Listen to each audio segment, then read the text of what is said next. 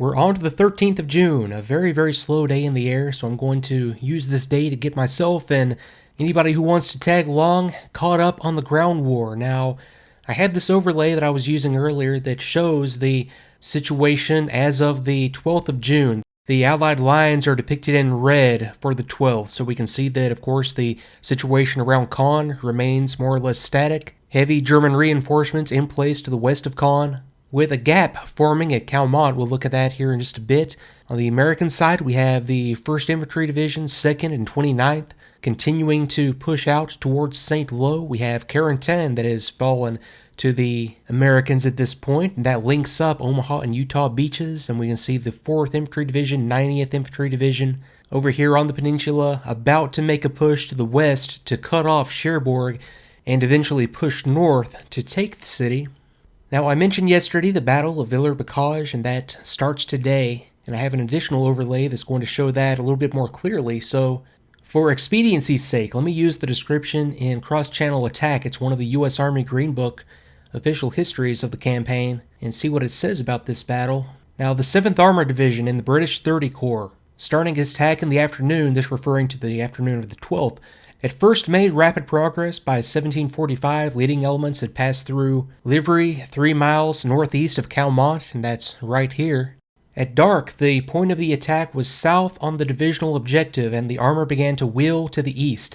Villers-Bocage was entered the following morning, the morning of the 13th, and we can see Villers-Bocage down here at the bottom right.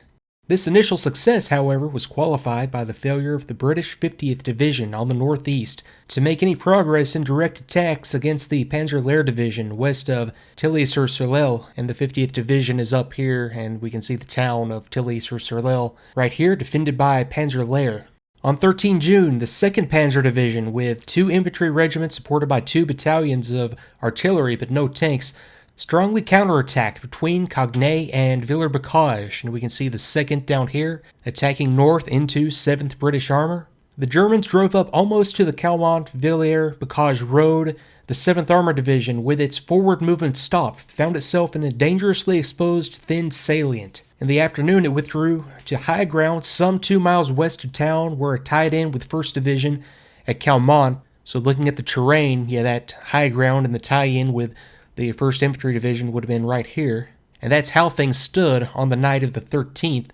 And then I suppose just to finish the thought here, during the afternoon of 14 June, the next day, renewed enemy attacks induced a further withdrawal of about 5 miles north to the Parfour-Laclin area on the R River and Caumont-Caen Road. So withdrawing back to this high ground we can see on the other side of the river and the Caen-Caumont Road right here. And positions on high ground covering Villers-Bocage remained for about 6 weeks in enemy hands.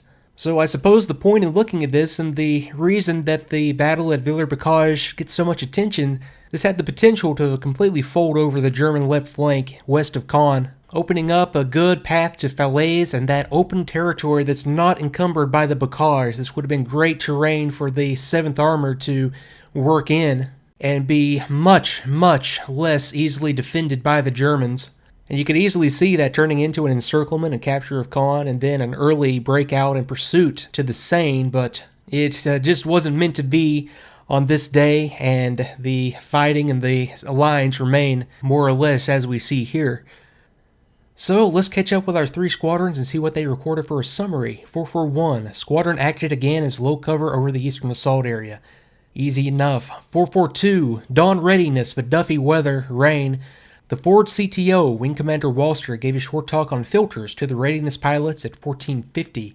And this is going to be referring to engine filters. When we've seen in some of the photos already the clouds of dust that are kicked up at AOG B3 and all these advanced landing grounds in Normandy, that wasn't a huge deal in the short term, but just absolutely wrecked the engines over the next few months, to the point that after reading some accounts by Typhoon units at the end of the campaign, at least in one case, there wasn't an engine on a Typhoon that didn't require a complete overhaul. And I think as we go here over the long term, or at least the 3 or 4 months, we're going to see that reflected in the day-to-day accounts here. So continuing on, sun shining for the first time in about 1,500 hours.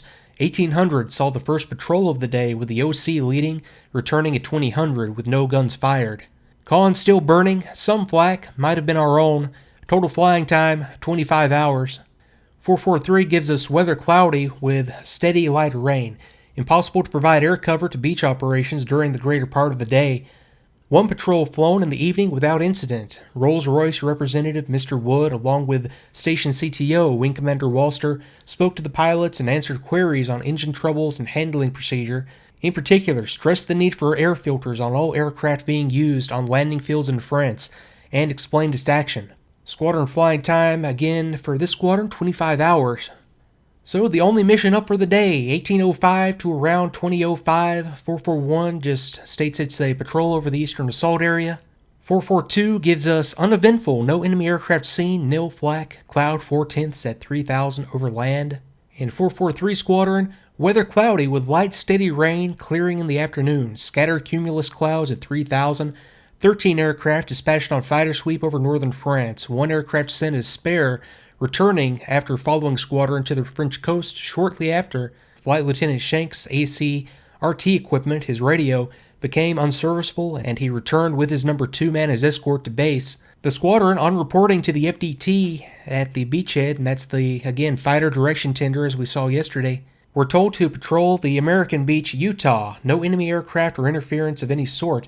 And this is the first case we've seen of this wing coming up here to Utah Beach on the Cherbourg or Cotentin Peninsula. And just because I haven't looked at this area yet, and we're going to see more and more of it as the forces advance on Cherbourg and air support is given up there, but I'll bring up this overlay, and this depicts 10 to 18 June, with the positions on the 13th shown in green. So not quite up to Montebourg, and not quite, well, yeah, they did at this point cross the river and start to advance to the west to cut off the peninsula, and that's going to eventually happen on the 17th and 18th.